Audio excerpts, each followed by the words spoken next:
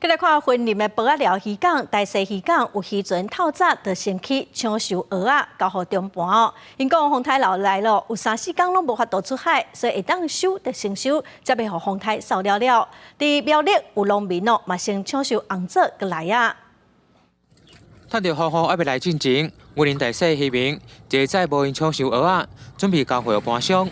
当地渔民就讲，风台来袭，至少3天袂当出海，目前收偌济算偌济。啊，会惊，唔知会出来收。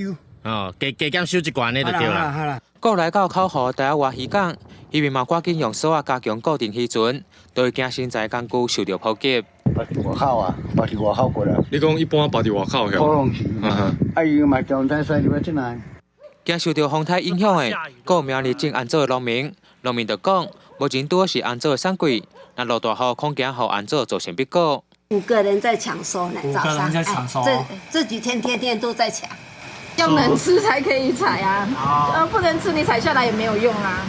苗栗的总农表示，目前规体的枣啊收成3成，另外拄好是产季的还有梨啊，上惊就是雨水拍到。台风来临之前，也顺势把它采收起来，已经成熟了。